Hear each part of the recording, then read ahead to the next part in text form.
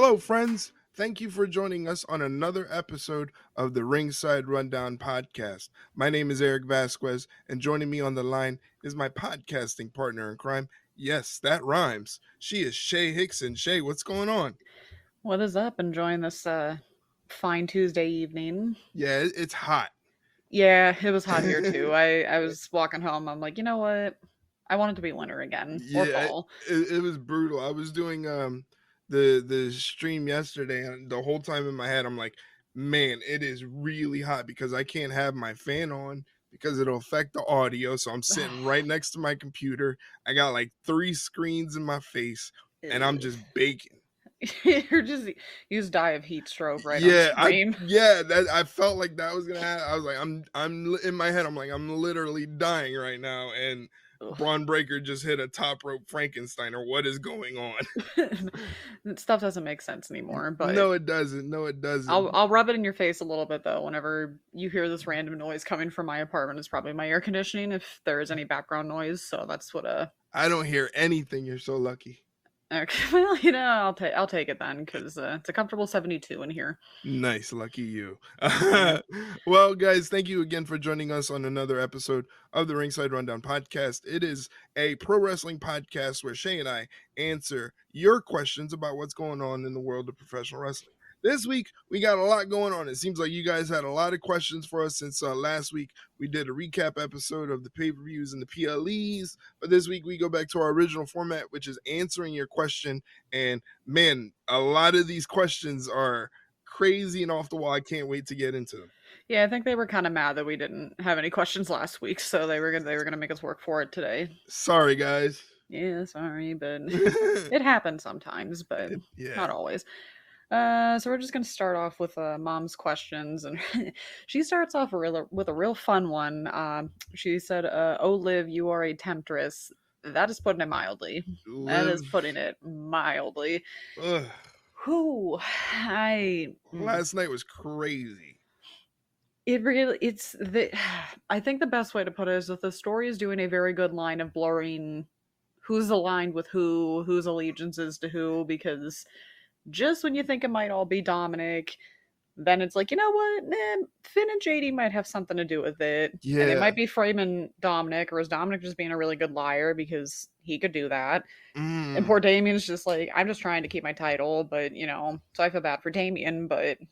Imagine, because I never really thought of that. Like, it does make sense because why is Finn, like last night when I was watching it, if you saw the clip I posted, I was supremely happy that Balor kind of stepped in because if not, like that was gonna be bad for Dominik. Like he was gonna fold like a beach piece chair. Of paper. Yeah, he was done for. So I was like, Balor's a good friend. He's doing the right thing. He's getting Dom out of a hot situation. But now that you framed it that way, I don't know. Like exactly, it's like that's a good thing. It's like you don't know what's gonna happen. Yeah, that's the thing. Like it's funny because this storyline, it's like sitting in front of the TV watching All My Children or General Hospital. Like Literally. It's some weird stuff. But it's wrestling. But it's not. When McMahon tried to do these type of storylines, they always came out corny and campy. It always had to have an element of what the fuck is going on here? Like, like what are we watching? Are we like 5 years old or something? This is a creative way to do a love triangle sort of who's messing around with who, what's going on here. It's very creative.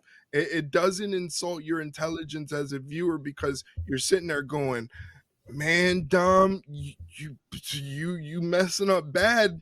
Just say something. Just say no. Like when you have Michael Cole chastising you at the end of Monday Night Raw as the show is over, and it's bad. And then last night with Pat McAfee doing the replay with the the teleprompter thing.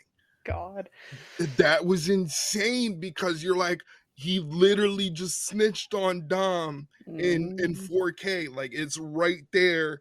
Dom was cheesing, Yeah, he you know, was. so it's like, what is happening? Like, why isn't Rhea saying anything? And then Yeah. WWE's pissing me off because they're posting Rhea content of her getting a tattoo in Philadelphia. Like, Yeah. who gives a shit about that? Like, We're we don't that. yeah, we want to know what Rhea thinks. And then Liv's playing ultimate chess. She's Oh, over yeah. here mass liking all of Dominik's posts on Instagram, like And then he posted. And then he posted. Like, but she's like, she's a complete psychopath. Like, uh-huh. that is psychopathic behavior. Or is she crazy like a fox? I feel like she's more crazy like a fox. She knows what she's doing. Either way, it's red flag behavior. Like, like, Yes, like don't date anybody like that in real life, no. but it's fascinating to watch on TV. It's just I find it very hard to believe that, like Damien says, "Are you sure like Rhea's okay with this? Like everything's fine." Oh yeah, everything's fine. Everything's fine. Yeah, bullshit. Yeah, It's not. it's almost a mimic of like what's currently going on with the bloodline, where Paul Heyman's like, you've talked to Roman, to Solo, and Solo's like, yeah, I talked to Roman, I talked to him earlier today, and we all Mhm. know it's complete bullshit. But Yeah. again, it's like, again, everything looks like Dom, but why is Balor interfering? What is Balor's intentions? And then where does JD lie? Is he playing the fence? Is he team Dom, or is he Yeah. team Finn if Finn is also caught up in this and he's lying? You know? Yeah. And that just leaves Damian Priest, the world heavyweight champion, as Carlito, the probie of Judgment Day, as his only ally, and they can't get along really. And it's like, this is crazy. Yeah. Well, and like my thing too, a couple weeks ago, remember JD had the purple bandana, Yeah. the same one that was in Liv's pocket. So it's like, what are we doing here? Like, what's happening? I don't. It just makes you want to tune in. It's a good thing. Yeah, this is a crazy storyline. This is a creative thing, and then the thing is too, I enjoyed the previous week with the cage match, Yeah. how they weaved in the Braun Strowman situation with JD McDonough and made that consequential to what happens in the cage match, and it still ties in with the Judgment Day. Yeah. That's like weaving in two separate stories into one really quick to make sure you're like, okay, you got to pay attention. You know, Yeah. things Yeah. things are happening for a reason. These are not throwaway situations. The every little detail in terms of creative is happening for a reason. Yeah. It's that's what I love about Triple H and his stories, man. Everything's there for a reason. Yeah. He's not going to include something just to be stupid, and if he's Yeah. going to include it, it could be to throw you off. It could be to tip you off. Mm-hmm. You Like don't that, know. the bandana situation is a perfect. Is it a situation, or is it a nothing? You know. Exactly. You know. It's just gonna be I don't know. It's wild. It does Wild. that thing that we always say needs to happen. You need to tune in, and they are making you tune in every Yeah, week I because it's like really want to know what's next. What's gonna happen? literally because it's just like how far is Liv's gonna take this? Yeah, How she's much more is Dom gonna mess this up because he just can't say no? Like, she's definitely taking it to a new level. yes, yes, and I Mhm. given her massive props for it, even though I am fully Team Rhea. Just saying, I but don't know, man. I don't know. I don't know. I Rhea live. did nothing wrong. I understand that, but live is my kind of crazy. So you're the red flag. You're the one that'll Yeah, go like, she's not that bad. I yeah. can change her, right? I'm completely a moron when it comes to women like Liv Morgan. And then Liv does that little laugh, and now I'm just like, whatever you want me to do, rob a bank, sure, like, like Run whatever. somebody over with my car. Yeah, Yeah, you yeah, got it. whatever you need. I'm whatever you want me to do. when she backed Dom into that corner, I'm like, I would have just disintegrated. I would have just When like she Thanos snap out of existence, like gone. when she did like the little head thing in the mullet, like for a lot of Hmm. guys that's like a thing. So it was like triggering like an itch in my brain. I was just like, You're just like, oh no. no, yeah, that's when I knew, like, please somebody step in and save this boy because He has no idea what he's doing. and that's the thing. It's like that's what makes Rhea so smart is she knew how to manipulate Dom and Hmm. for a very long time Dom was doing her bidding, but Yep. she used him in a strategic way. Yeah. I think Liv just wants mass chaos, you Yeah, know? she just wants to manipulate him for like emotional gaslighting. Yeah, she Yeah. said it months ago, "I'm gonna take everything from you," and And she meant it. she literally meant it. Yeah, she really did. It's oh, when Rhea comes back, this feud's gonna It's gonna be insane. blow up. It's gonna be insane. I cannot wait. All right, so there was a recent post about Corey Graves working out with his brother. Do you see a return, and why would Logan Paul be a great opponent? Well, they kind of hinted at it at King and Queen of the Ring. Right. Um, maybe. I mean, you never say never because we've seen people come back from life-threatening or career-ending injuries. So I wouldn't Right. put it past them to be able to come back. Yeah, and the only way you really know, because I'm pretty sure there's a generation of wrestling fans out there right now that if you go, yeah, Corey Graves was a professional wrestler and a one-time NXT tag team champion with Yeah, that guy Pac in AEW, kids would be like, what? You know, because they don't realize you can actually go that far back on yeah, Peacock and watch those episodes where Corey Graves was wrestling in NXT. I don't know. Like to me, he's very good at his job right now. You hmm, know, yeah, and for him to be the lead on SmackDown is telling what the company thinks of him. It'd be cool to see him back in the ring, and again, people can see because he has a very unorthodox style, his wrestling, in comparison to like what he comes across as a commentator, like, and his aesthetic is like completely different when you see him in the ring. He's very slow paced, methodical, very technical. He used to do a lot of technical things that was really cool. But yeah, it was only it really was a small sample size before he got hurt. hmm, So I mean, it would be cool, like I know his brother's a pretty accomplished wrestler, especially in like Mexico and stuff like that. So like you never know. I mean, it's completely up to Corey. I know, he's obviously he and Carmella just had a baby a couple months ago, or a while ago. It's been a while, but yeah, you know that's a whole different situation. And it depends. Like I said, he as a commentator is so good that you expect him to be with WWE in that role for a very long time. But you never know. Like the way things are going with WWE, people get that itch. yeah. Like I said, he might not be able to stay away. You never know. Yeah. So, I mean, I'd like to see. I'd have to go back and watch Peacock because I think I got into NXT right after he had gotten hurt, so I didn't Right. get to see him wrestle. So, Yeah, it's wild his style of wrestling, and you mhm, look at him as what his like character and aesthetic was on NXT, and like this is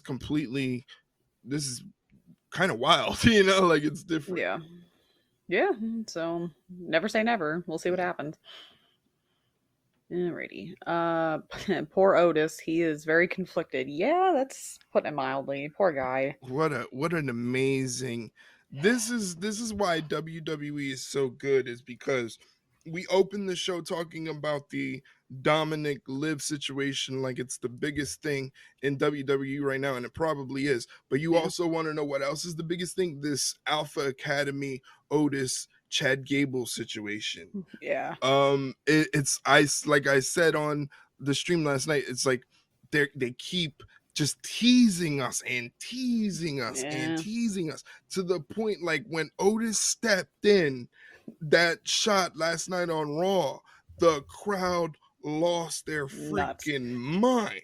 Like they are just, and it's crazy because this is Otis. Otis was always like a funny ha ha ha character situation, you know, and he was big. You know, you could put him in those situations where you want to see him with other big men, and he had charisma, but his charisma was comedic, so you didn't really take him seriously.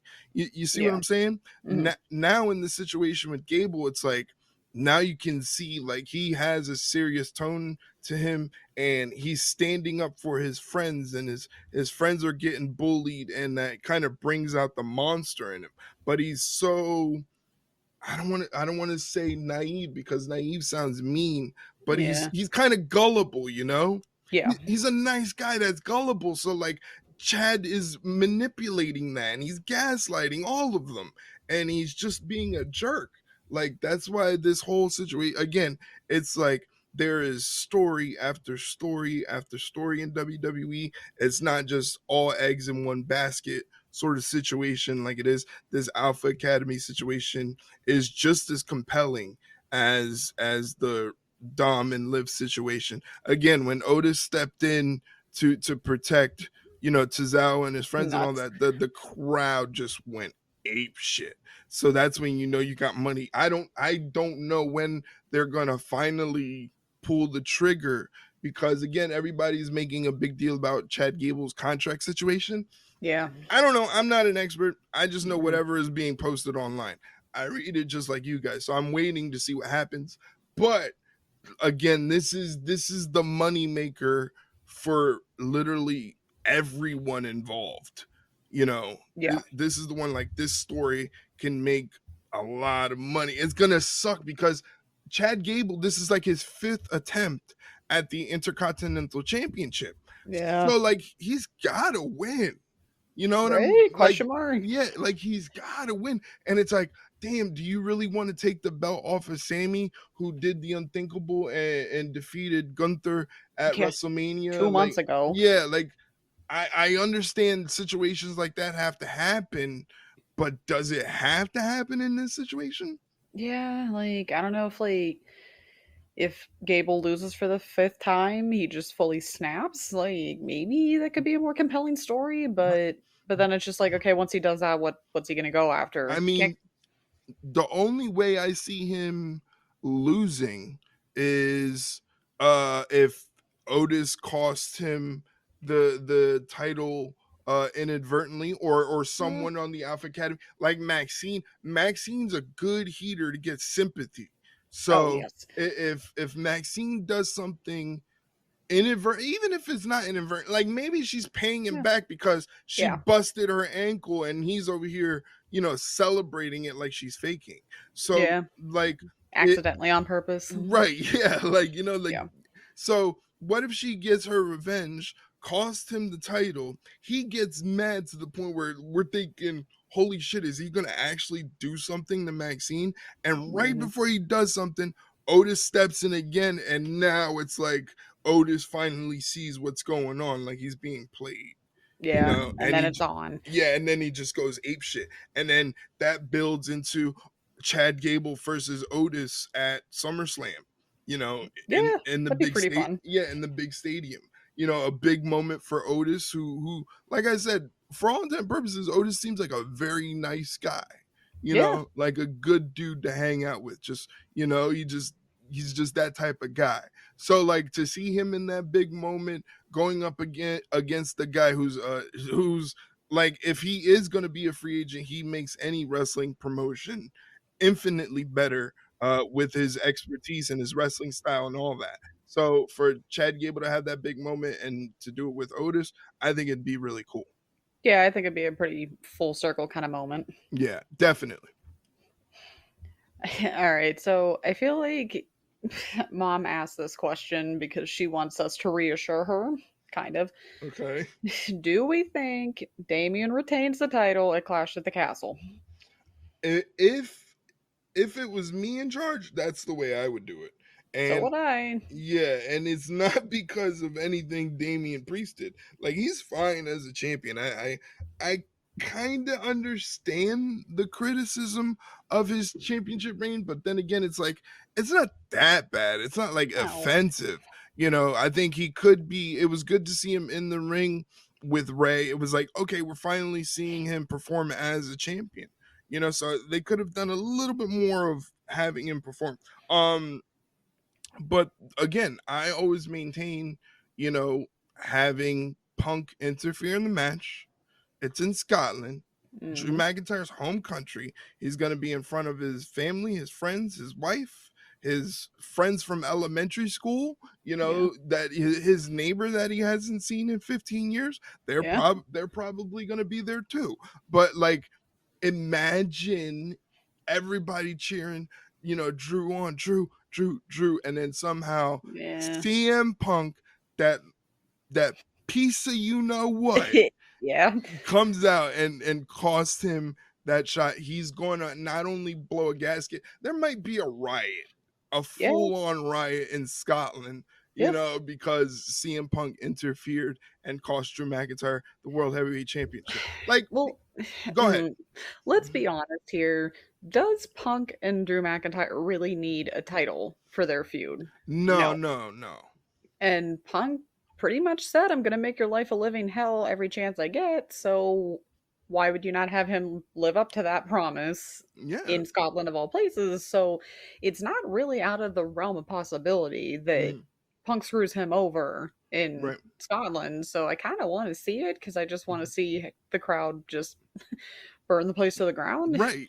I want chaos. The thing is too, if Drew wins the heavyweight championship, in a way, it takes the heat off of the situation with Punk, because at the end of the day, he's still the champion.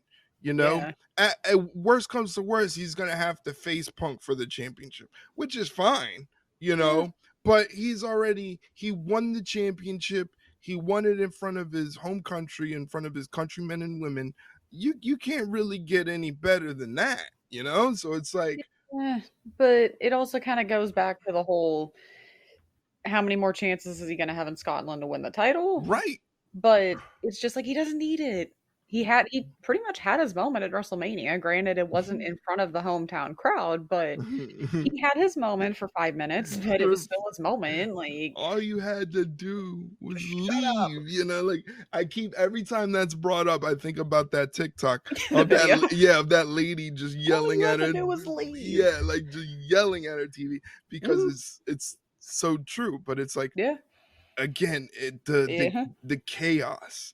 If they go with CM Punk screwing over McIntyre in Scotland out of the championship, it'll be crazy. I keep thinking about back in the Attitude Era days when DX was just starting and they had that match in the UK, British Bulldog versus Shawn Michaels. And the original idea was for British Bulldog to win, so you get that feel-good moment in front of his home country and his family and all that. At the last minute, Shawn Michaels, being the dickhead that he is, he slides in there and goes, what if we do it this way?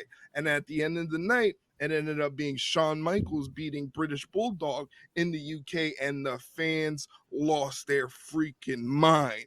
Like, and who was there to see that? Triple H, so he knows. Yeah, he knows he can have that moment of seeing Punk, like, who's probably the most popular guy, maybe not, I don't know, it's CM Punk, but like, but it's like, in the States, we're gonna love it because it's gonna be mass chaos. There, he's gonna be the most hated man in Scotland.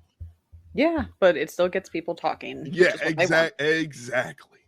So don't fear, Mom. There's a chance. There may be a chance after all. That's what I would do. And then Damian Priest comes out scot-free, still the champ, all's good. Yeah, he just runs out of the arena. He's like, I'm done. I got my title. He's got his title. He's good.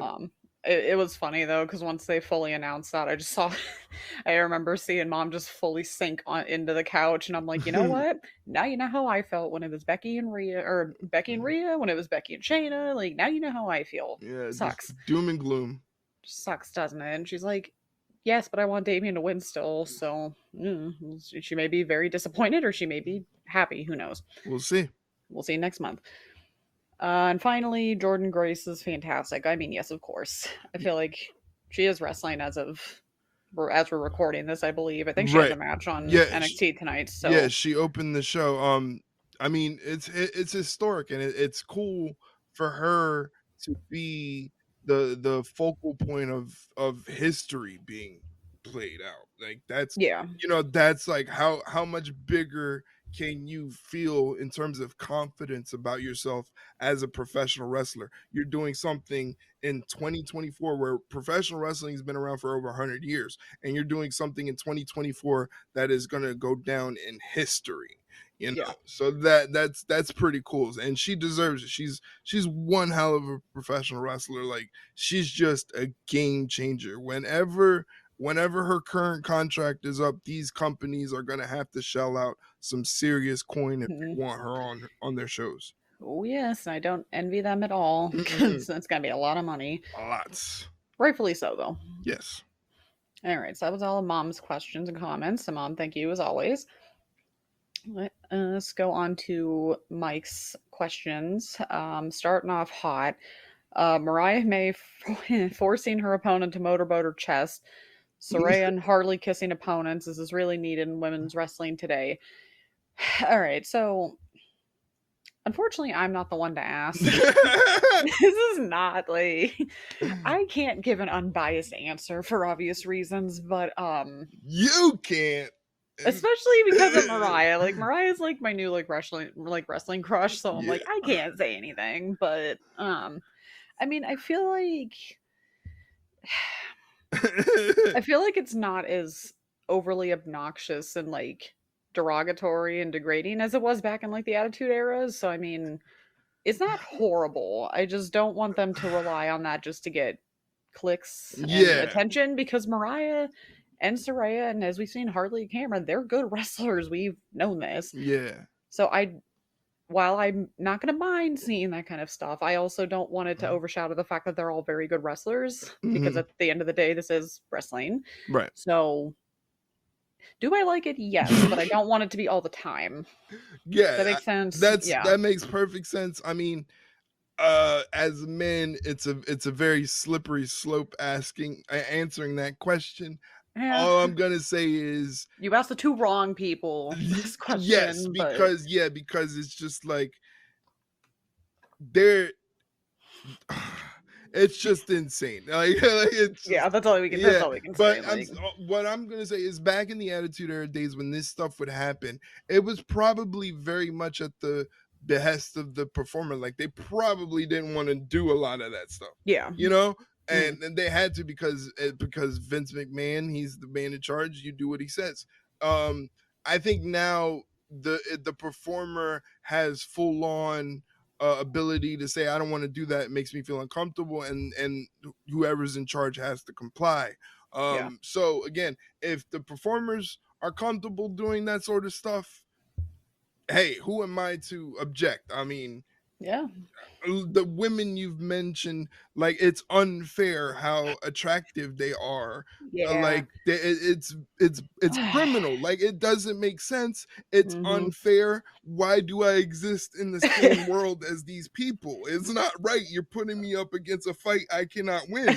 I mean, I'm right there with you, dude. Like, I get it. It's like, what the hell? It's just It's unfair. unfair. It's not fair for us. It's not. Um, so Mike and Mom had the same brain cell going. Does Drew win at a Clash this time? If Punk screws Drew, does Punk make it out of the arena in one piece? Probably not. No, But we're gonna see the old school. Remember when they had to get the wrestlers out of the arena, so there was like a row of actual policemen? yes, they're gonna need it. Yeah. Yeah. Does he win at a Clash? I don't think he needs to. I get the whole feel good, whatever, but he's also not supposed to have a feel good moment because Yeah. we're supposed to hate him. So it's like I get that it's in Very good Glasgow, point. but And I mean, one country versus the entire world's a little, I mean, call a eh, spade. Triple H kind of, he lives for these dickhead moments. Like, exactly. like, So we're just gonna flat out say no. yeah.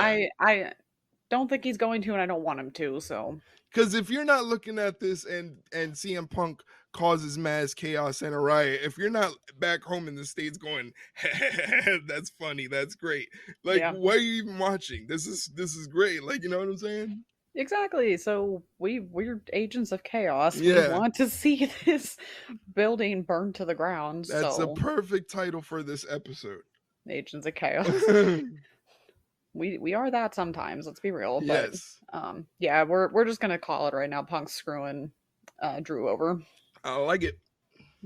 Uh, with with Jerry Lawler being a free agent now, will Tony Khan be able to resist the urge to reunite him and JR to call one last match together? I really hope.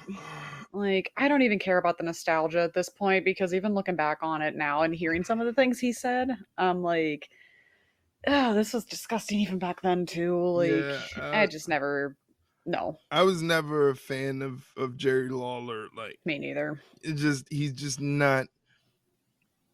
He's just not a Mm, good person. Like, he's not not. Like, really. he's creepy. He's creepy. You Yes, know, the creepy old man vibe. he's creepy old man vibe, and it has Yeah. nothing to do with Jr. And the problem is, like, Tony Khan is kind of, you know, sorry, please don't take offense to this, but he's kind of a Mhm. mark. So, like, He so is. yeah, so He like. won't see past it. He'll be like, "Oh my god, we can do this literally one time and that's it." Like, But he brought in Ric Flair, and everybody was like, "Yeah, why'd you do that?" And he and still then trotted him out there. look what happened. Yeah. So it's just like, he has a propensity to do this type of stuff, But Yeah, let's so just hope he doesn't. I really hope not, because the nostalgia really wouldn't get to me at all. I'd just be It's like, too why? much of a marky kind of nostalgia.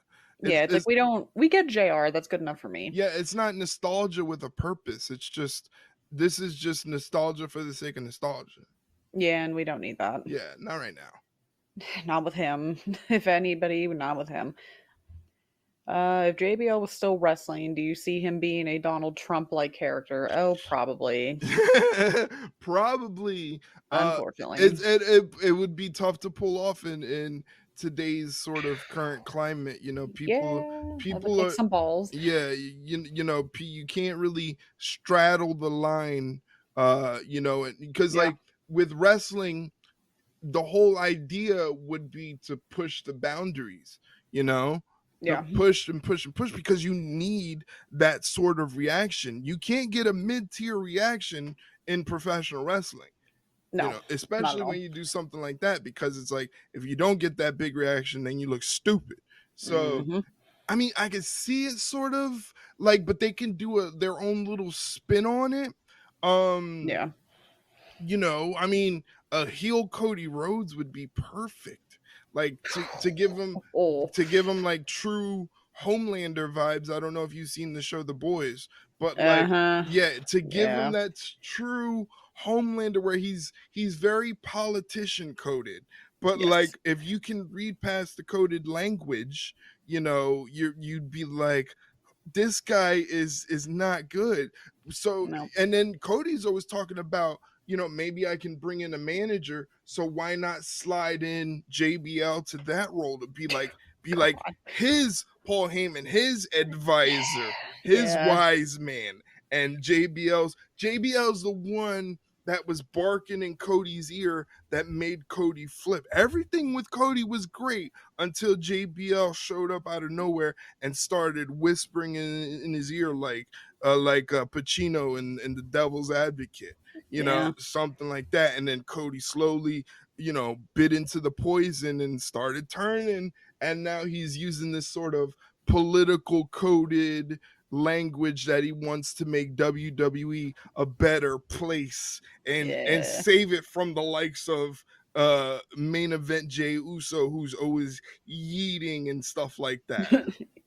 God, could you imagine if that would actually happen? My God, it that. it'd be tough because did you see that clip of Cody with the little kid doing the entrance? Yeah. It's Yeah, it like, was cute. yeah, like that's like he's the new John Cena. He's this Yeah. generation's Hogan, where like kids are just Less it's racist. yeah, yeah, exactly. He's opposite in character of Hogan, Yes. but the ability for kids to love him, for adults to love him, and for him to come across as just the everyday guy, just like his dad was. It's just it's remarkable. But if he was able to flip, You're like, but what if? It's like Bizarro World, like, the opposite.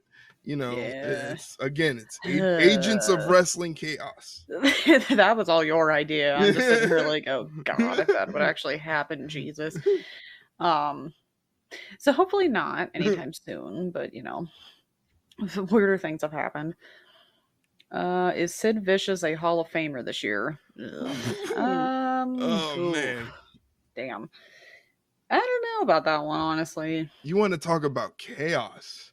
That Yeah. is that Yeah. is that is Sid Vicious, because he brought something. Like, I remember watching Sid Vicious, and he was one of the first guys I looked at, and I was like, okay, that guy is legitimately insane. Look at him. Yeah. He's not blinking. This this is not normal. I think he deserved. I think he had a big enough impact on professional wrestling from a physical aspect, because he was everything that you wanted in wrestling when you look at a guy his size, which is basically you just wanted him to destroy shit, and Yeah. he did a lot of that. Later on in his career, when he was in WCW, the situation with Goldberg and Goldberg terrorizing him, and Goldberg, why me? That was literally the funniest shit I've ever seen in my life. Oh, that was something. He always brought something to the table. The whole "we're live, pal" situation meme Yeah. that it was said. If you had half the brain that I do, like that. Sid was like a treasure that just kept giving. You wanted to Just see kept it, going. yeah, you wanted to see him beat the hell out of people. He gave you that. If you wanted to hear him say something stupid on the mic, he gave you that. He would do that. It was great. It was perfect. So maybe, but Yeah. who knows It's this year? yeah, it's the thing where it's like, now it seems like we're gonna have to start bringing in people to the Hall of Fame based on merit and career accolades, because we're just running out of just giving it to people. I mean, we could finally give it to China. Yeah, Like, yeah. that would be, nice. It's just But I agree with you. I agree with you 1000%. But I also see that for Triple H, is like, it's awkward, because it's gonna bring out old skeletons, and even though it's like, okay, we put China in, it feels like the whole situation is gonna be overshadowed with people online going, "Hey, you were a piece of shit." Like yeah, it's a slippery slope. But again, I think she deserves to go in on her own for what she contributed to professional wrestling. Without China, we wouldn't get a Rhea Ripley. We wouldn't no, get Beth Phoenix. we wouldn't get Beth Phoenix. We wouldn't get Jordan Grace. Like, China No. legitimately paved the road for people. Yeah, so I don't want to hear this. Well, I mean, she's in DX. It's like, yeah, but she was a good wrestler aside from Yeah, DX. like So, she really, over the course of her career, you realize, damn, she really did put in some effort to get to where she was at the end, which is where, like, she should have been. She showed yeah, she had the ability, she had the charisma, she had the ability to connect with the audience. She had a very, very good career, and that's the one thing that I wish there was somebody there to remind her. I feel like towards the end of her life, she was getting leached on. Um, yeah, that whole documentary really pissed me off, yeah, especially towards the end, yeah. because, You realize she was getting leached on. So yes, I wish there was somebody there to be like, hey, you don't understand the impact you had on an industry, yeah, whole scope, whole spectrum, worldwide. Like I said, you paved the way for a lot of people. yeah, They wouldn't be who they are without seeing you first and saying, I can do that. You had that impact on people. hmm, There was nobody there to tell her that, because if somebody was there to tell her that, it could have snapped her out of it, because she yeah, felt like she had no value. So, and hmm, again, so you're talking about Hall of Fame inductions. It'll be great, but it's almost like this is a situation where we're giving somebody their flowers a little too late. you know yeah, like, we should do it when they're around, so they can appreciate it and they can feel appreciated. So it goes back to Sid. Like I said, Sid contributed a lot to professional wrestling in that transition, that middle period before the Attitude Era, where it was like he was a legitimate monster that people were afraid of. You know, he was a little kooky, he was a little different, but he still did enough to have an impact. And you know, it's the same thing with people that are not there, that are not in the Hall of Fame, that should be. That's the whole discussion. Yeah, exactly. So I hope it happens this year, but I unfortunately won't be surprised if it doesn't happen. But at this point, it's just like I'm not sure what else he can do. I think eventually it will. It's just, you know, it's just you got to brace yourself for the discourse. You know? Yeah, but I feel like you could say that about literally a good portion of the people that are already in the Hall of Fame. So it's like I feel like, I mean, not for you, but just like their reasoning. That's a really lame excuse. Like we legit you got some real pieces of shit in the Hall of Fame. We legit have like 2 legit criminals. Jimmy Snuka killed someone. Like, like, you know, so it's like I don't want to hear anything about, well, we don't really want any bad press or whatever. It's just like, okay, give me a break. I don't think, I mean, it would be bad press. It's just, again, from my point of view, it's like the discourse, the negativity is going to outshine the fact that this is a momentous occasion for the people that actually did love China, you know, that just want her to be celebrated. Again, you're starting to dig out old wounds, and maybe, you know, it's conversations that need to be had, but they need to be had with people that are mature enough to handle it. And I don't think the online community is capable of that. That's not even close. Yeah. Like, come on. We know the answer to that. Yeah. No. Alrighty. Is MJF and Adam Cole returning at Double or Nothing enough to ignite our interest more for AEW? It had Mike more interested. A little bit. It was, I mean, I get the whole, you kind of had to have them interact at least a little bit to remind everybody that their feud actually is still going to be a thing. So it gives fans something to look forward to. The only problem with that is we have no idea when that's going to happen. Exactly. So I get the sentiment, but it's also going to be a little like, I mean, they had to do it. They didn't really have much of a choice. It's just going to be a waiting game, essentially, because Adam Cole, God knows when it's because it seems like his rehab is not going very well, at least from what we've seen. So it's like, I appreciate the attempt, the sentiment, because again, you didn't really have much of a choice. You had to have something happen with those two if you were dead set on both of them coming back at the same night. But yeah, it just seems off, all because Adam jumped off a stage. My thing is, I don't want it to be a Mercedes Monet situation where you brought her back, where you brought them in just to pop a rating, just to get people talking, but they're nowhere near ready to be in a situation, in a physical situation. Yeah. You know? So it's just like, I mean, I don't want it to be a pattern that Tony Khan kind of has where he does things because he knows it's going to get people talking, but the problem is it's not sustainable. But I think, if I'm not mistaken, this Wednesday, which will be the day you guys are listening to this episode, I believe MJF is going to make an appearance. Okay. So as long as we can keep that going, hopefully that'll bring about something. It's one interesting thing that people are not taking note of, and that's MJF did hit Adam Cole with a brain buster. You know, that was some sort of physical contact, and I like it because maybe it's giving us hope, like they may be close to being able to be physical, and it's something that in other places, let's just say, probably wouldn't happen. Like if they're not 100%, they can't get physical at all. And we saw Adam Cole take a brain buster from MJF. I don't think enough people are talking about that and what that could mean. Are they needed? Yes, especially the current iterations of both Adam Cole and MJF. Adam Cole, one of the best talkers in pro wrestling today. MJF is right up there, but MJF has to get back to the guy that was calling Tony Khan an F and Mark a year ago, Yeah. things like that. We need that MJF that's going to push the boundaries a little bit.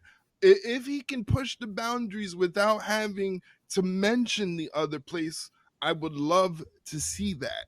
You know, Yeah. if he can't push the boundaries without doing that, down the line they're gonna start calling him a one-trick pony. You know, I mean, to be fair, we kind of were already calling him that we were towards the end. yeah, we were, because again it was like he was doing the low-hanging fruit. You Yeah, know, exactly. your city's mid, your women are fat.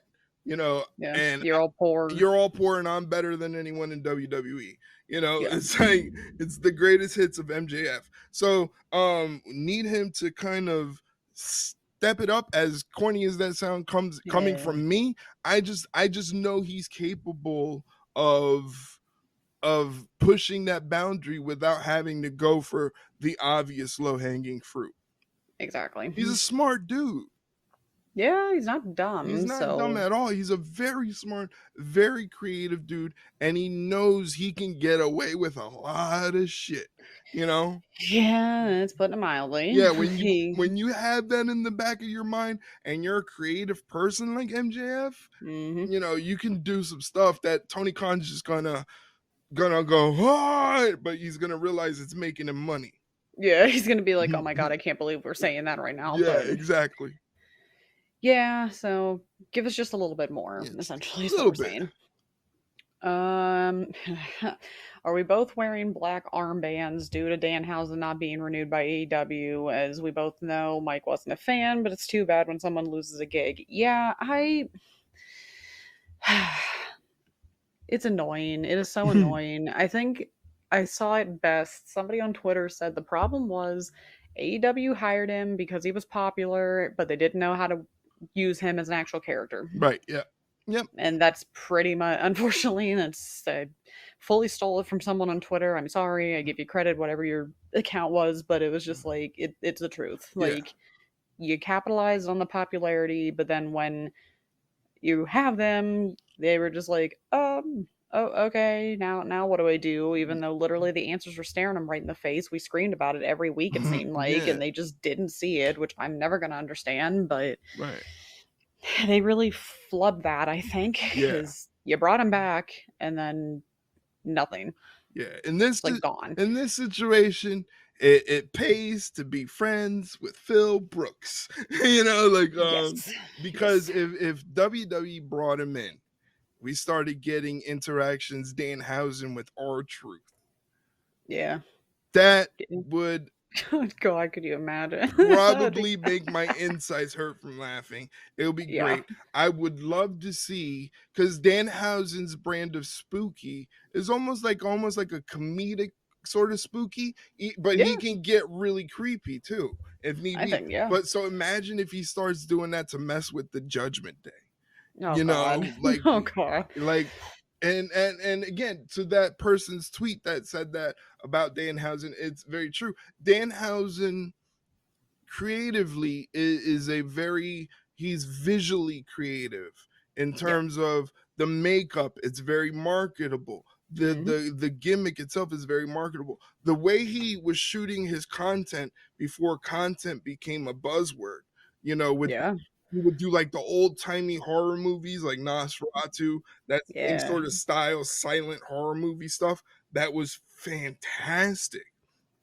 It really was. So it's just like, and like, of course, when you have a brand like WWE that's so tapped into what the world likes to consume digitally, you know, like on social media and all that stuff, they would put the creative juices behind something like Danhausen, you know. And again, like, you have him interacting with R-Truth, and then he's going around trying to put a curse on Ilya Dragunov, you know. Could you imagine Ilya Dragunov and Danhausen in a match where, like, the psychopath that Dragunov is, he literally tries to beat the hell out of Danhausen, and that's like that could be like a litmus test to be like, yeah, he's funny, ha ha ha, but he could take an ass whooping and give one too. You know, Exactly, so because we've said he can wrestle. he can We've wrestle. He can yelled wrestle. about it how many I times? mean, Like, he can wrestle. The problem is, like, you would have to be tapped into like the indie wrestling scene to be able to say, oh, he can really wrestle. You can't even say that with AEW, and he was with AEW for like 3 years. You literally, know, so it's like it's not that hard, but yeah, like I said, it's just annoying. yeah, it's just but Like, like Danhausen. This is not a tribalistic thing like, oh, AEW fumbled him, he should have went to WWE. It's just WWE when it comes to visually creative things, they're more adept to put out a better product. So he would fit like a glove. And again, he's boys with CM Punk. So yeah, like, well, Pepsi Man. yeah. That's right. We're not supposed to refer to him by his government name. Yeah, like, yeah, CM Punk is government name. Yeah, Yeah, that's yeah, what's on totally. it. It's on his ID. What are you talking about? Yeah, like that's exactly how you just say it. My God. Oh boy. All right, moving on. Name a tag team that was broke up too soon. His is the New Age Outlaws, Mm. and a tag team that hung around too long that should have been broken up earlier. His is Motor City Machine Guns. Ooh, that's fighting words for some people. Ooh, Oh, I don't. Oh ooh, God, like trying to ouch! start fights. God damn. Oh jeez, this is gonna be. Um. This was tough. I had to think about this. I saw this one beforehand. I was like, damn, my brain hurts. Um, I feel like I'd like to take a creative liberty with it, just with the way it with the wording. A team that how do I want to word this? A team that was broke up too soon, but I'm kind of stretching the definition of broke up. Mm. I wanted to see the Iconics more in WWE than we actually got them because I feel Ooh, like right when they were getting hot and everyone started loving them, that's when they got rid of them. So yeah. I'm gonna count that as my like broke them up too soon because technically they were technically a team in WWE and then they were not a team in Right, WWE. yeah, they So tried to do the brand split thing. That's yep, how they. But it was a situation like, what was the point of breaking them up? They were perfectly fine together. yeah, literally. Yeah, I'm gonna have to steal your answer because I don't really have an answer better than that. A lot of mine are just like ones that didn't make sense, like when the Hardy Boys were beefing Yeah, with each other. That didn't make sense to me because when Matt turned on Jeff, it was Jeff that was in a match with hmm, Edge, and this was at best a year or so removed from the Matt Hardy Edge situation. So it yeah, was Jeff that was in a match with Edge. I'm sorry, I might have misspoke.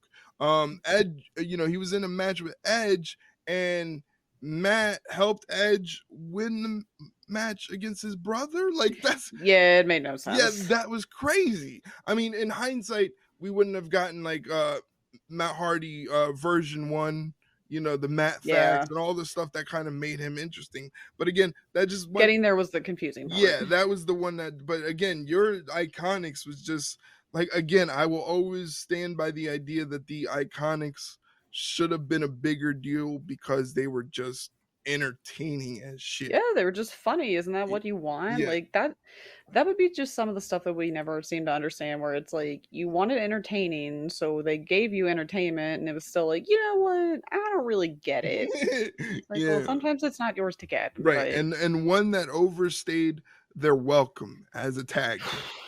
that's a tough one. Uh this is gonna be tough.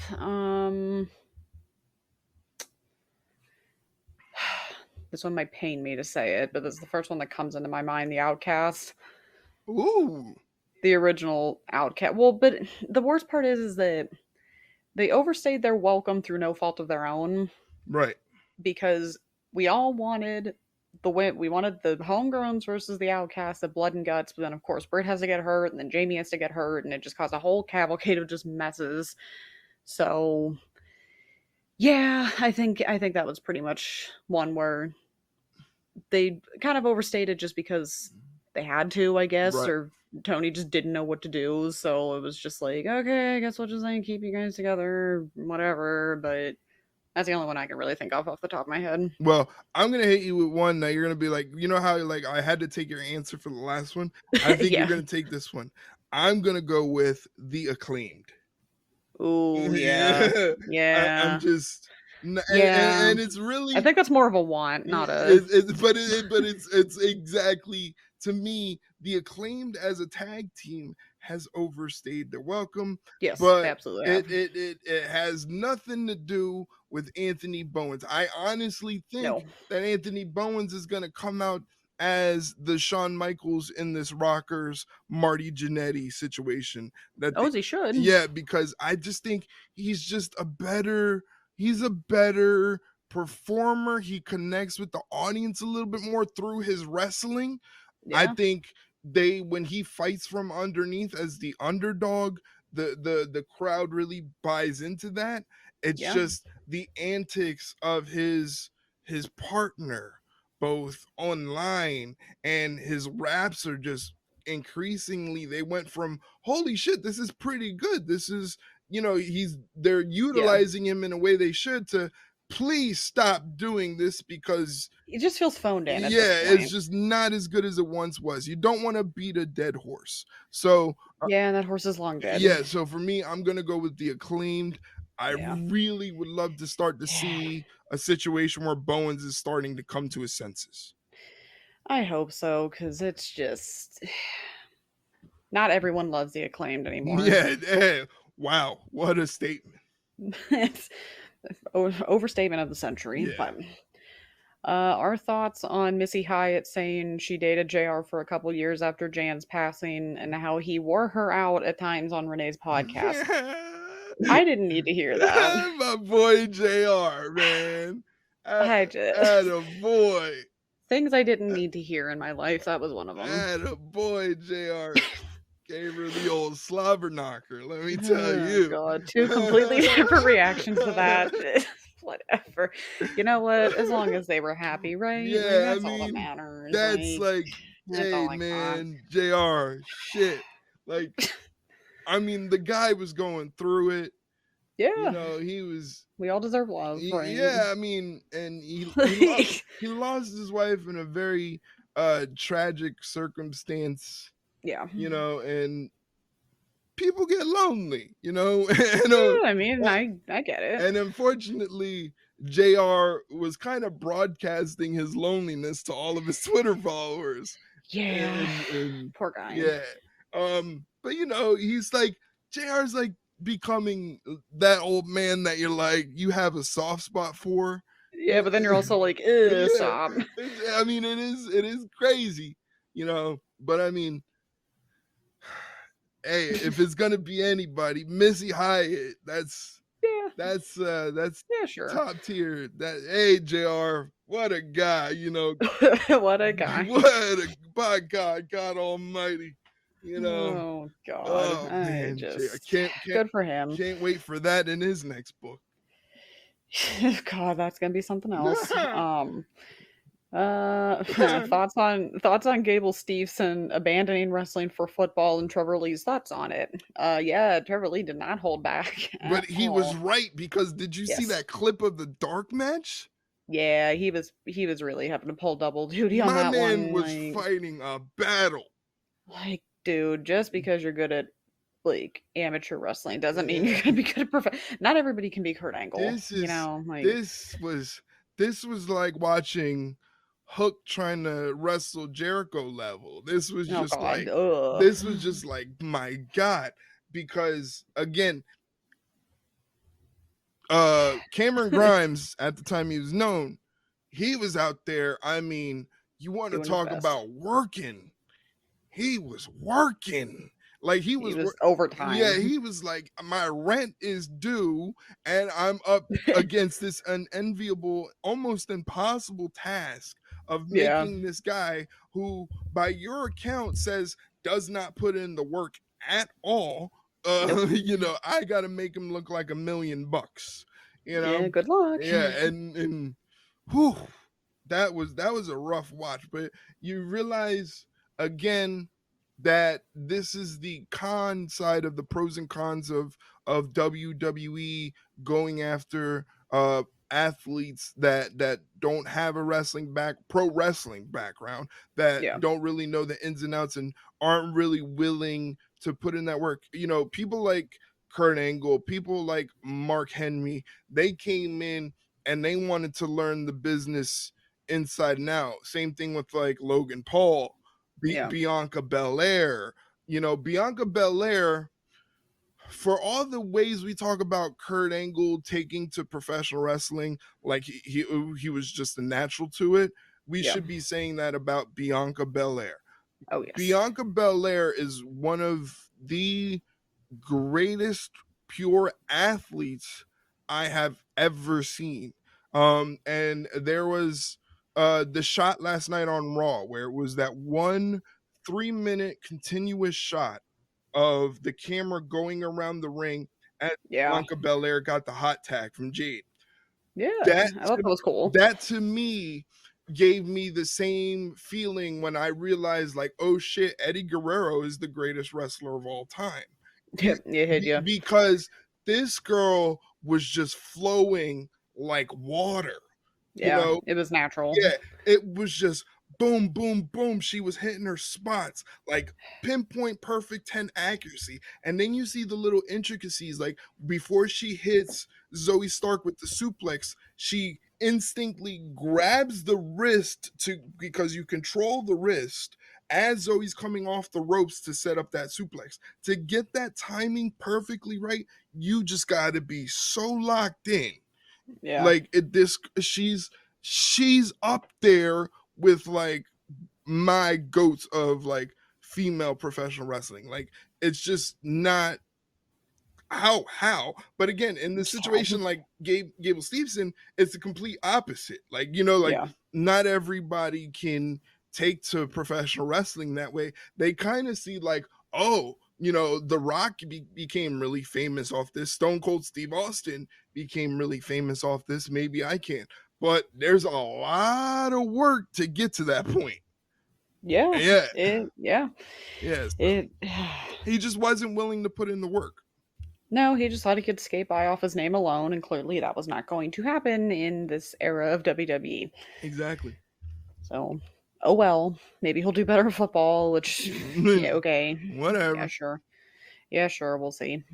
And finally, Mike's question is, last question is, if you had a suggestion for a story for Dark Side of the Ring, what would it be?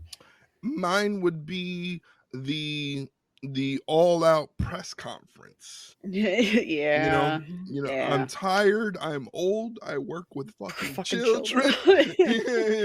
I say that to myself sometimes at work, even though everyone's older. Literally like 3 people are older than me, but I say that sometimes to myself I mean, at my desk. That's just, you gotta go with that one. The whole thing is to get people watching, right? Yeah. I feel like mine's more on the dark side of the Ring.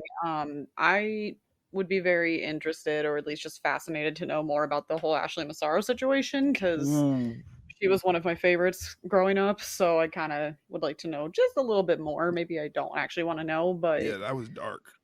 That would be a they want Dark Side of the Ring. That would be Dark Side of the Ring for sure. Oh yeah, that's one of the darkest sides of the ring.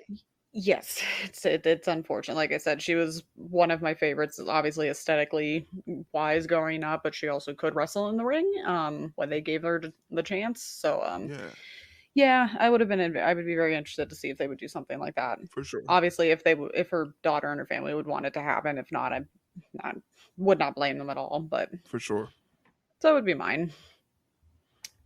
Alrighty, so that was all of Mike's questions. So thank you. Thanks, Mike.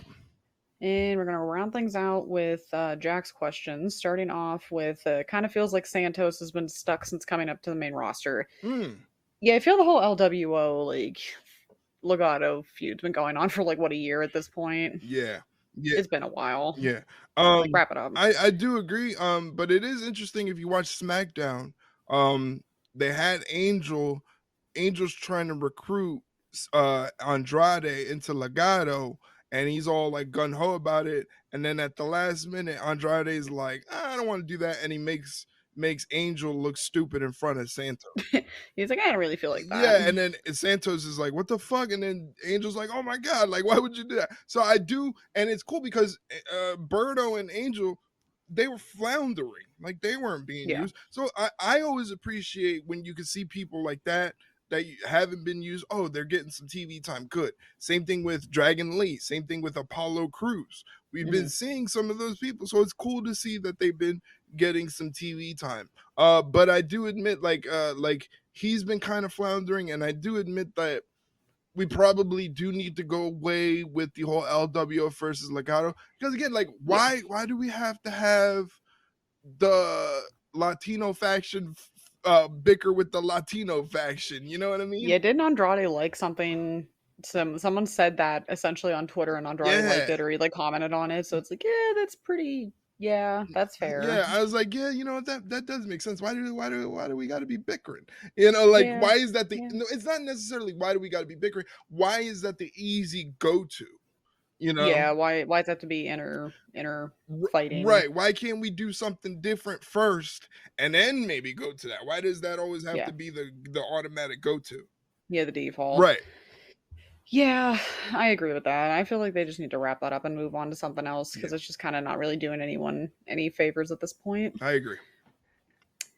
Is the Bailey disrespect on purpose? Get her on the marketing material, please. Yeah, it's starting to seem like I think they're kind of just doing it on purpose at this point, because damn, we've been saying that for months. Like, you know, saying it leading up to WrestleMania. Like, what the hell? Like, I get it. Like, I just sung the praises of Bianca Belair going down as one of the greatest of all time.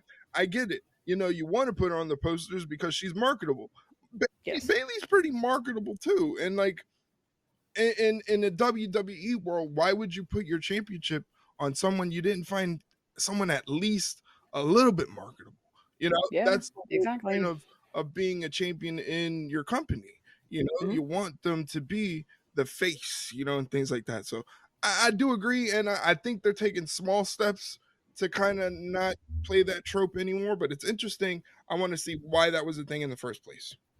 Yeah, I agree, because I mean, it made sense going up to WrestleMania, but now that it's over and she has the title, it's kind of just insulting at this point. Right. So, yeah, we'd like it to stop.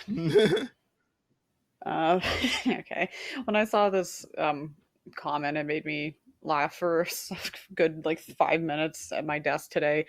The thing that makes wrestling unrealistic is Dawn getting the attention of both the likes of Rhea Ripley and Liv Morgan. Which, I don't know, man. I mean, it's the mustache, and I guess and the hair, and the mullet's a little bit long, but like he definitely looks like his dad, and his dad, when they took the mask off Rey Mysterio and he was in the filthy animals, like he had almost like that. He almost like had an effect on women that I was watching as a kid, like in my preteens. Like, what the hell is going on? Rey Mysterio, like, you know, like, but Dom, Rey Mysterio? Yeah, but Dom, it's the mustache. It's the mustache, like the hair, the mullet and everything. But like Latinos and growing facial hair, sometimes, you know, it works. Sometimes it doesn't. Like, and it's just but it fits his aesthetic. I mean, Guerrero was able to pull off China looking exactly the same, you know. So like we see the similarities here. I mean, he's trying to emulate his dad, you know. Literally. And at this rate, we're gonna have another custody on a pole match. So. I mean, you kind of have to at this point. I would love for them to do it just for the laughs, but I feel like for all seriousness, I don't think it's gonna happen. But it's kind of funny. I don't think it's gonna happen because it would have to play creatively, saying, okay, Dom was just a victim. He didn't have anything to do with this. He was one being manipulated. If that's the route we're going, then it kind of works, you know. But then again, it doesn't, because Liv doesn't really want Dom. She just wants to fuck with Rhea. She just wants to mess with the both of them. Again, she's an agent of chaos. You know, like, you know, well, so are we. But we want to see it because we're sick individuals. Like, you know, we're terrible people. Yeah. So I mean, I get it, but also I'll take a quote that you like to say a lot. It should have been me. Yeah. Should have been me. But me, I would have just disintegrated into sand. Like, Yeah, no, I would not have. I'd like to say that I would have liked that to happen to me, but I it's wouldn't. just I would turn to a puddle. yeah. Liv's my type of crazy. It's not good. So that's why I'm telling Dom, like, this is not good, man. This is not what you Yeah. want. See, but my problem is that I'm always torn when it comes to Rhea. I'm always torn in between the do you want to be Rhea or do you want to be with Rhea? So that's my inner dilemma because I I feel got the like, tattoos. yeah, I feel like we're like those old women sitting out front of the apartment complex in the beach chairs just gossiping. Yeah, Literally. like just gossip. Literally though. Yeah, it's just we I gossip know. and gossip like if we have something to do with the situation. Yeah, I mean, okay. Let's be completely honest though. We both have kind of that like aesthetic. I feel like that's why we like Oh yeah. Malachi and Rhea so much. So I feel like by law of average, I would end up being with somebody that's the complete opposite. It would be like Tiffany Stratton or Mariah May. So it's like I think Oh man. Rhea's more of like I want to be like Rhea. So, Yeah. but still, Mm-mm. I digress. All right. So, what has been our least favorite WWE name change for Jack? He still thinks Walter and Katana Chance, or Gunther and Katana Chance just sounds like a bad Monopoly variant phrase. Yeah, Katana Chance is pretty bad. Hmm. Besides Walter going to Gunther, yeah, that was pretty bad. Oh, I got one. Yeah. Remember Bearcat Lee? Oh yes. God, I forgot that was a thing. Bearcat Lee was pretty bad. Like, I understand it could have Yeah. been taken as an homage to the original Bearcat. But also, But like it was just like come on, really? Like that guy? yeah. You want to call him Bearcat? That guy? Like, like Yeah, that one's pretty bad. Trying to think if there's more. I feel like there's some that I'm completely blanking on, but I'm sure. Remember Shorty G? Oh God, yeah. Jesus. Nikki ASH. Oh yes. Yeah, there we go. I knew I'd remember one of them. That's a good one. Nikki ASH, because that was really, in all intent and purposes, was Nikki ASS. You know? 2019 was a bad time. 2019 was horrible. And we ended up with screens in 2020, and we're still saying, well, 2019. No, it was worse. It was worse. Way worse. Yeah, that just God, that unlocked a cartridge in my brain I'd rather shut off. Did AEW tone down Swerve too much? I feel like a little bit, but I think it also gives them the opportunity to inevitably, whenever he faces somebody, if it's Hangman again, if it's somebody else, it gives them the opportunity to build him back up. Yeah. Where it's you push my buttons enough, you've seen to where the places I can go to. Mm-hmm. I can go back to those if you like piss me off enough. So I feel like yes, but with a purpose. Hopefully, we hope it's a purpose as just opposed to okay, well he's got the title now what? Yeah, but yeah. I feel like there's always that fail safe of you've seen what I can do when I'm motivated and pissed off at someone, so you might not want to push me. At least, I guess. That's all I got. With Swerve, I just think like maybe there's been a couple sort of minute missteps in terms of where you place him on the program as the world champion. Like, Yeah. but they're like, it's not anything super, consequential to his reign or anything. I just, and it may be too early to tell. I will say pulling the trigger on the Osprey thing seems like it's a little too premature. Yeah, you're telling me, because I'm just like, I remember I saw it and went, why? Yeah, it's just, I get it. You want to have that match eventually, but like now. But it'd be nice if they planted some seeds. And the fact that they're both champions right now, so it's like, you really think one of them's going to be able to take a loss? Right, yeah. I mean, what are we doing? Tony, what are we doing here? It's just like, sure. I mean, Osprey losing to Swerve, the world champion, that's not necessarily a bad thing, but even I think Osprey would need to rack up a couple more. Like, why not put him in the ring with Moxley? You Yeah, know, something. Somebody that's not the world champion of your company, but like have him go up Moxley, Samoa Joe, throw in maybe a hook match, a something. Osprey hook match would be Yeah, nuts. Like, that'd be yeah, wild. Jack would love it. yeah, a Osprey hook match would be nuts. And then you can start planting the seeds. Like, hey, I've been running through everybody. I mean, unless you want me to go up against Serpentico, like what are we Oh doing God. here? Like, you know what I'm saying? Like, Ugh, what are we doing yeah, here? then that's when you can start planting the seeds. But it just feels like it's just like bam, it happened. That's why they say Tony Khan is a matchmaker. He's not a booker, you know, Yes. and that Yeah. comes off pretty harsh. I'm not gonna lie. Yeah, well, I mean, just look at the comments he made about Ricky Starks, where it's like, "Oh yeah, well, we would love to have him And back, it's like and you can have him back. like you're the one that makes those decisions. What are we doing?" It makes you look like a total Yeah, idiot, like but do you know you can have him back? Like yeah, you can put him on the show. it was such a weird thing to say. It was so weird. I'm like, what is going on? They talk about that Triple H should have a spokesperson when it comes to these press media scrums, and Yeah, it's please. like, look at the other guy. Yeah, If we need to call someone and say they need help when it comes to dealing with the media and media etiquette, it's really the other guy, because yeah. he that in the NFL Network situation, it's this guy has trouble promoting his product that needs to make money.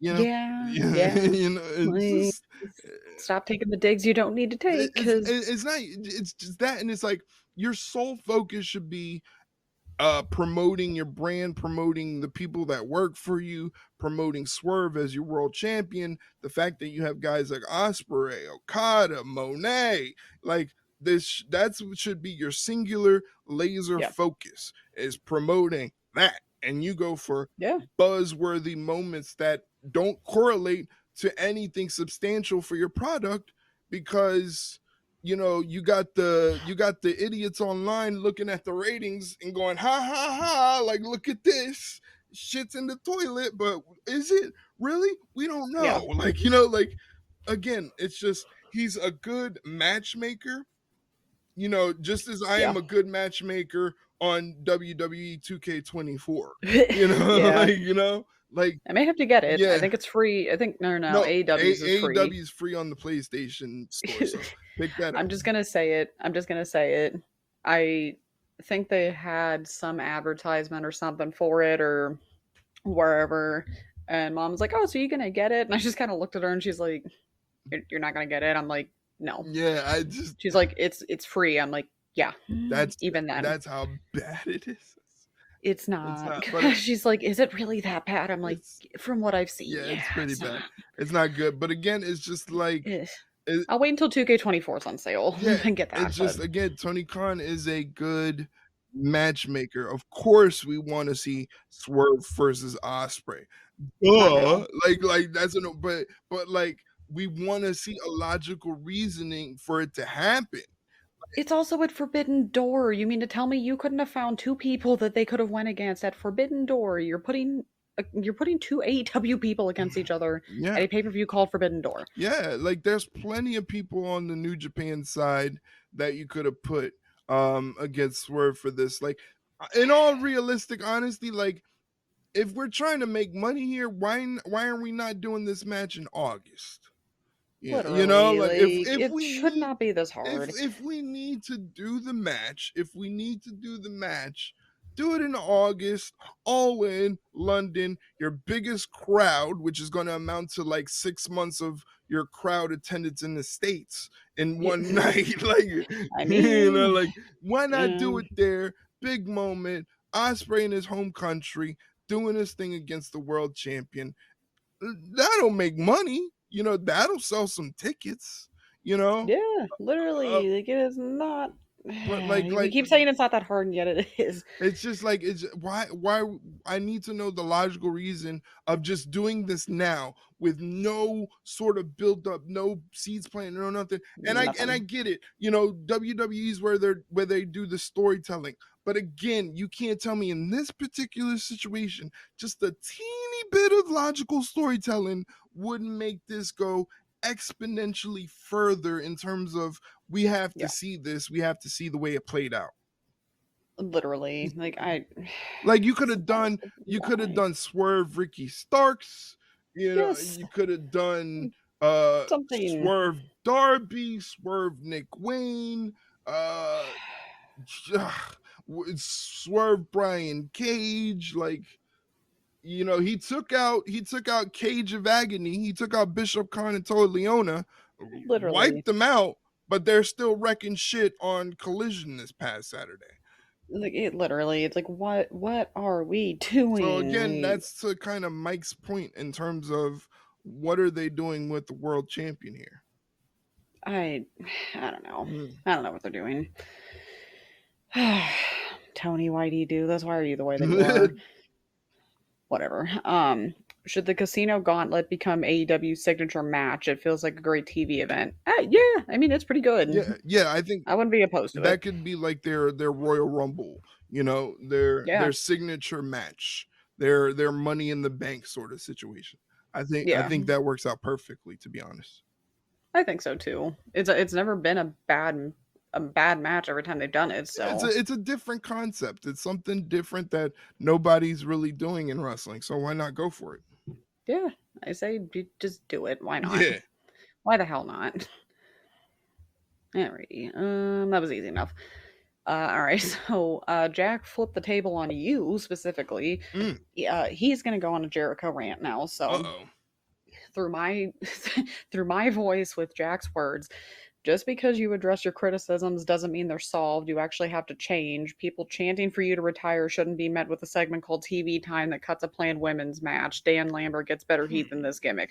Like, ooh, that's saying something. Why is it's the situation of, if you put a person in a room with 100 people and 99 out of the 100 people in the room are like, that person's an asshole, like, you're gonna tell them they're wrong? Like, like, I don't understand how Jericho thinks, like, he's just so not so self-aware to the point where it's like, yeah, I'm getting the heat, they want me to go away, and it's like, that's the point. No, like, that's not we good. really want you to go away. Like, if you just stopped this whole story and this whole situation altogether, and Big Cass, Big Bill Morrissey comes out by himself, and it's like, what do you mean learning Tree Jericho? What does that mean? Literally nobody would bat an eye. Like, nobody would be up in arms upset. Oh my God, they forgot about the storyline, they abandoned it. I'm saying abandon ship. Stop putting people with Jericho so Jericho can just suck the life out of them.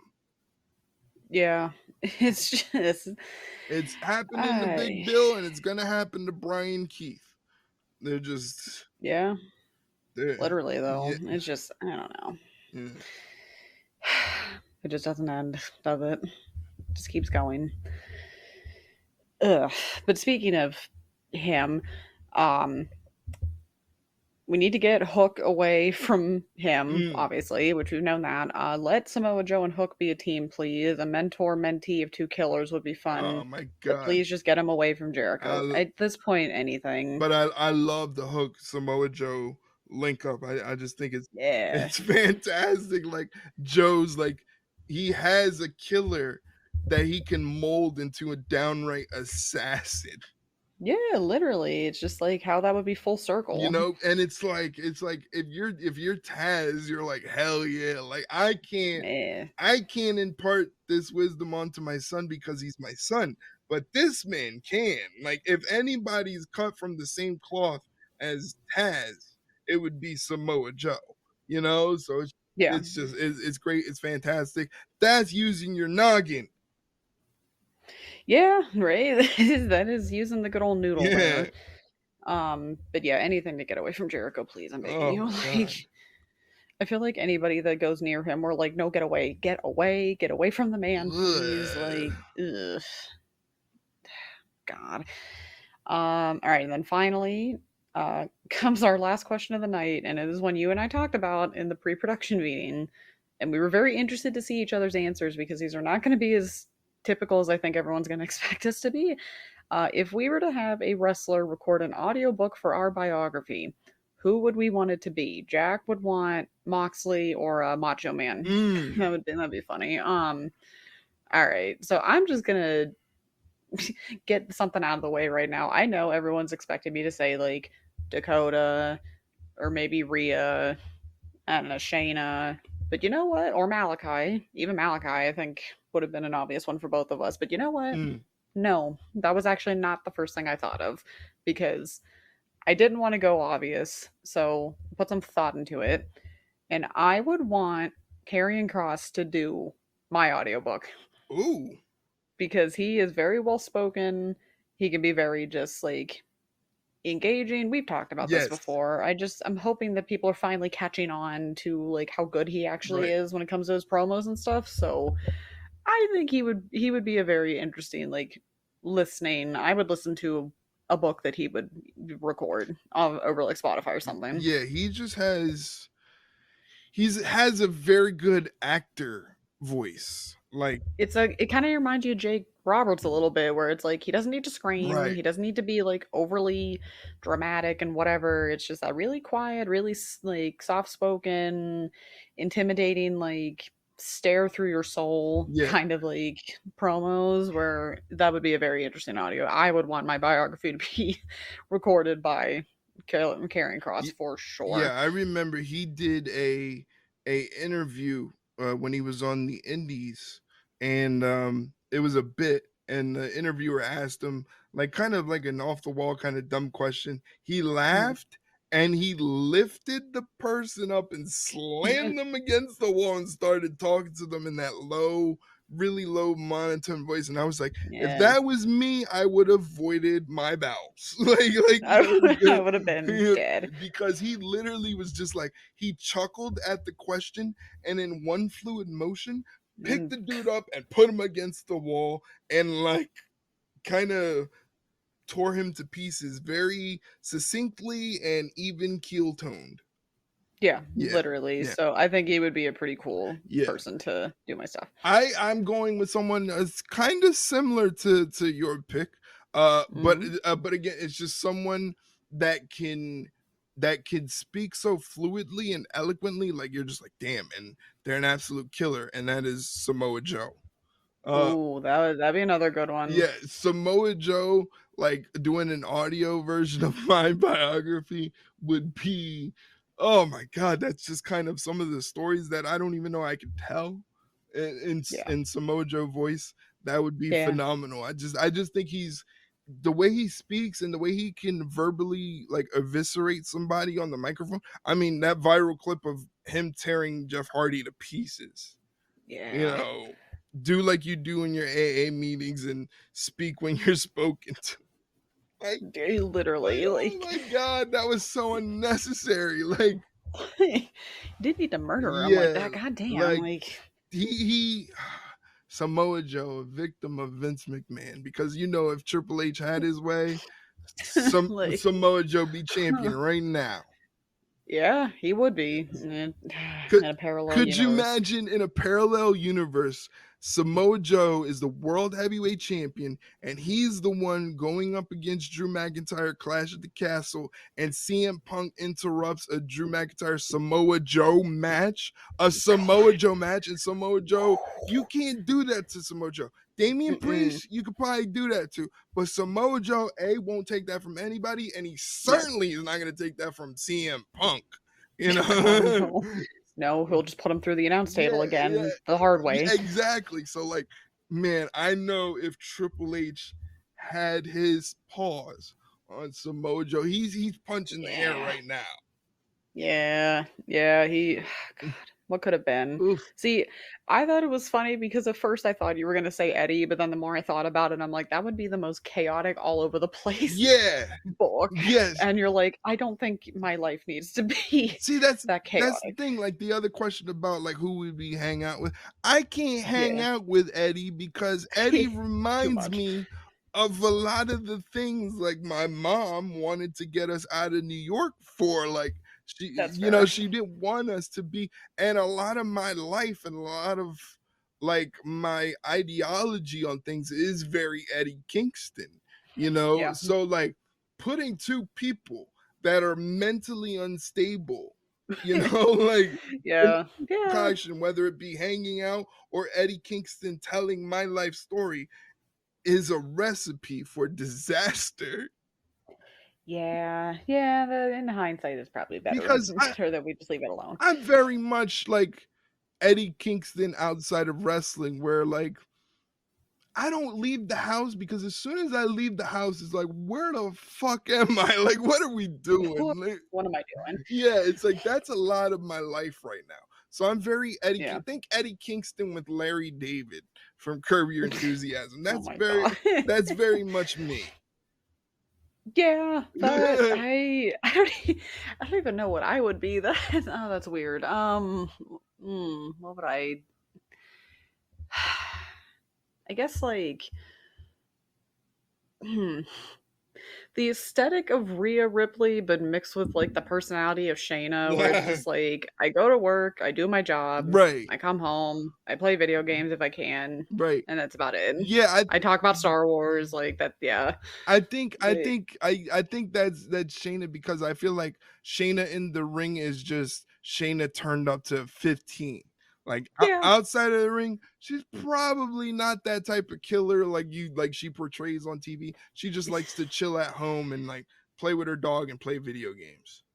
Literally, because I feel like that's also kind of mixed with like the Rhea aesthetic, where it's like she looks very intimidating, and I have been told I look intimidating, and I don't get why. I don't know. I guess it's just because I have the whole resting bitch face thing. I guess, but then when you actually get to know me, I'm like a total idiot. So I guess I do have that whole thing of like Shayna, where it's like I look like I may snap you like a twig, and I may want to if you mess with somebody I care about, but in reality, I'm just like, can I just play video games and talk about Star Wars? Like, Yeah, exactly. yeah, like so yeah, I totally get it. Yeah, for sure.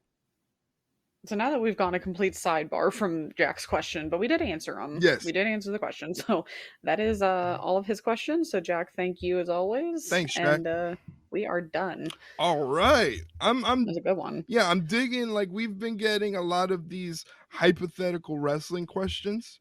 Yeah, I like keep them coming. Yeah, definitely. Those are fun to answer because my brain I don't understand how I could even come up with answers because it's like as I'm reading the questions beforehand, I'm like, damn, like I'm not gonna Yeah. come up with an answer, and it's like boom, once we start, the ideas start flowing, and it's thanks to you guys. Yeah, we always appreciate these questions. We love the serious ones. We love the funny ones. We would love it all. Yes, definitely. So, if you're someone that's listening to the show for the very first time and you've gotten to this part, thank you very much for listening. We greatly, greatly appreciate it. And you can also send us in a question or a couple questions of your own for us to answer on the show. It doesn't have to be a question, it could be a comment, opinion, or a rant or anything like that. Anything you want voiced on the show, if it's wrestling related, we will do so. Every Monday, the day before we record the episode, I post up a tweet asking you guys to send in questions. I posted on Twitter. Our Twitter is at Ringside Rundown, but we're also available Twitter, Instagram, Facebook, TikTok, and YouTube. All Ringside Rundown content you can find at the Linktree link. It's linktree.com/Ringside Rundown. It gives you all those links, plus all the different platforms you can find this podcast. This podcast is available on pretty much any platform you use to listen to podcasts, all the main ones like Spotify, Apple, iHeartRadio, Audible, Amazon, all those platforms the podcast is available on. If you use a certain platform that you can't find the podcast, let us know on any of those social media platforms. I will get back to you with a link, but it's going to be on a silver platter that you have to give back because it's expensive and we only have one. one of one. Right. So, like I said, go to that linktree.com/ringside rundown to find all the links to ringside rundown content. We're also mainly me. I do Twitch streams for all WWE and AEW shows where I watch the show. You can hop in on chat and we can talk wrestling. So you can go there, twitch.tv/ringside rundown. If you want to talk wrestling with me and you want to check out my personal Twitter, it's at WrestlingCron. Wrestling CHRON. Shay, where can they get in touch with you? You can find me on Twitter at ShaylinHickson21. But totally just check out all the stuff that Erik's doing with the pod, with all the TikToks and the Twitch streams. He's definitely doing all the fun work. So I give him major props for it. Thank you. It's a lot of fun. It's very interesting. I'm learning so much about this social media content creation. Pro tip: if you want some numbers boost, post something about Will Ospreay. The con is that you're gonna get a lot of brain dead people telling you that you don't know how selling in professional wrestling works. Yeah, I literally had people. I literally had people in the YouTube comments writing like college long thesis on and I'm like, what do you want the guy to do? Just lay there dead for 2 minutes? Like, I guess. Like wrestling fans. Like, please don't yell. Please don't talk to me when it comes to shit like this. It's literally to the point where it's just like, I don't even like. Sometimes I'm just like, because I like it has to be to the point where I'm like, I'm questioning if these people are real and if they have any brain activity going on. That's usually the I don't think they do. Yeah, that's the responses I give. I just want to make sure you know what the hell you're talking about in this situation, because it doesn't sound like it. But again, I'm getting better at ignoring the dummies and just enjoying wrestling. We enjoy wrestling, both WWE, AEW. It doesn't matter where it comes from. We enjoy it all. We like to talk about it and just be stupid wrestling fans. Yeah, that's all it is at the end of the day. It's just us being stupid wrestling. Yeah, and Agents of Chaos. Yeah, it's basically we should come up with a T-shirt and put that on there. You know, it's just stupid wrestling fans. But anyway, thank you guys so much for listening to this episode of the Ringside Rundown podcast. Please make sure to subscribe, follow, comment, like, share with your friends, family, anybody that loves wrestling. We greatly appreciate it, and we shall see you on the next episode, guys. Take care. See you later, guys.